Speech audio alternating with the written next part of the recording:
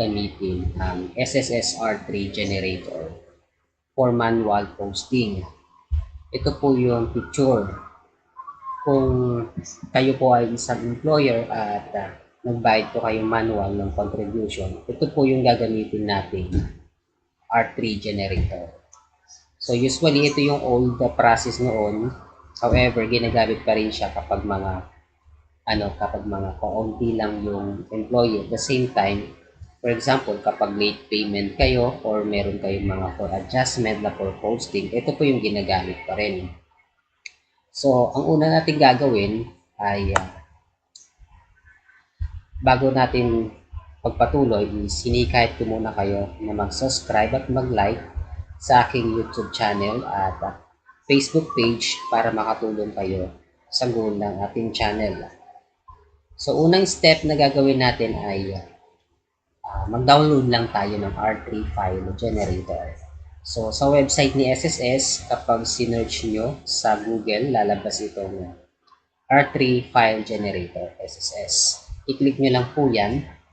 Then, magpuproceed na kayo sa website ni SSS. Ito po yun, download LMS file generator. Once na dinownload nyo po ito, ito na yung lalabas. Okay? Then, i-install nyo po siya. Okay? So, bahala na po kayo kung saan nyo po siya i-install.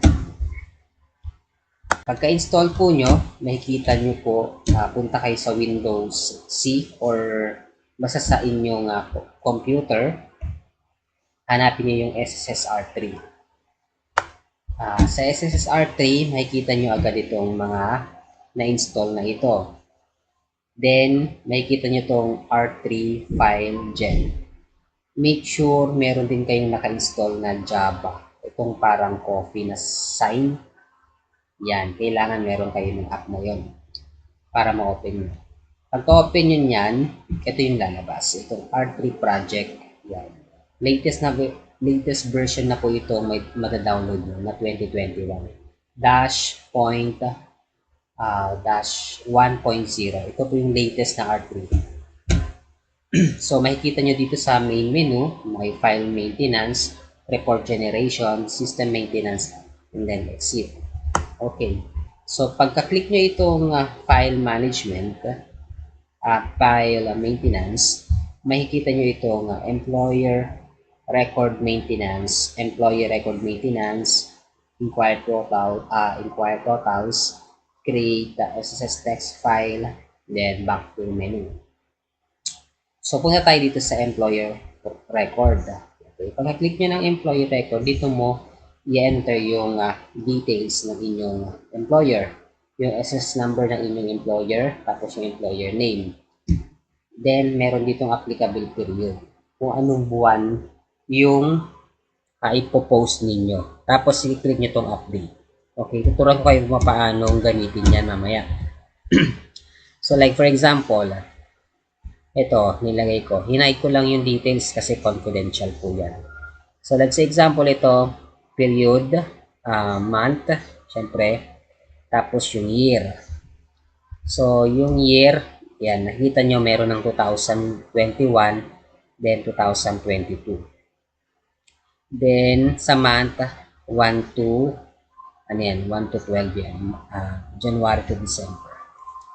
So, after that, punta ka naman sa may employee record.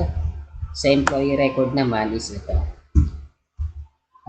I-encode nyo yung SS number ni employee. Then, pagka enter nyo, magkakaroon siya ng record successfully added. Okay? So, ilalagay nyo dito yung SSS number, last name, first name, middle initial, yung SSS amount, easy, tapos, i-click nyo lang itong add, or kaya update record kapag existing na siya.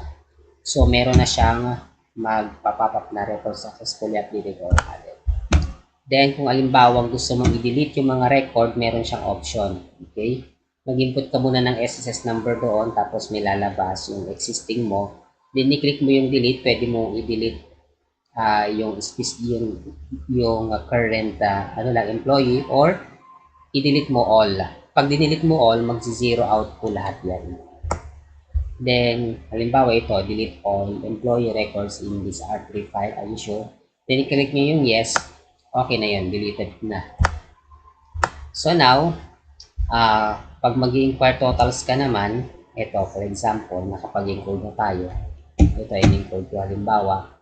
Makikita nyo agad dito yung sa SS total niya, at saka yung EC. Nangyayari, chine-check nyo ito para in case, i-double check nyo doon sa total ng inyong binayaran para hindi pa kayo mag-overposting. Kasi kapag overposting po kayo kay SSS, sisingilin po kayo ni SSS doon kasi i-recon po nila yung ninyo, record nyo. Okay?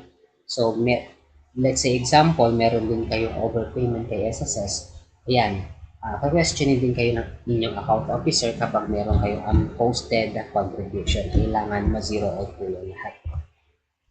So, yan. Pag halimbawa na delete mo lahat, mag-zero yung inquire totals niya.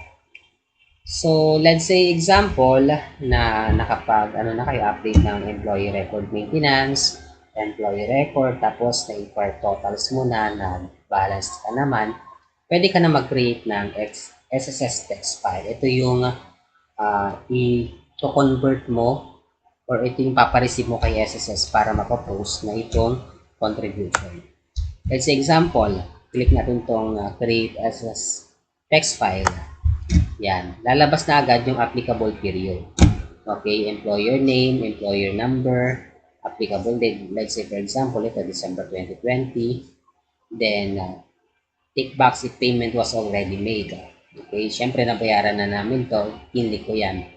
Then, in-input ko yung date of payment ng aking binayaran. Okay, let's say example, tignan mo yung resibo na binayaran mo kay SSS. Okay, tapos ilagay mo yung TR or SBR number, then yung amount paid po nung nasa resibo. Then, i-click nyo po yung continue.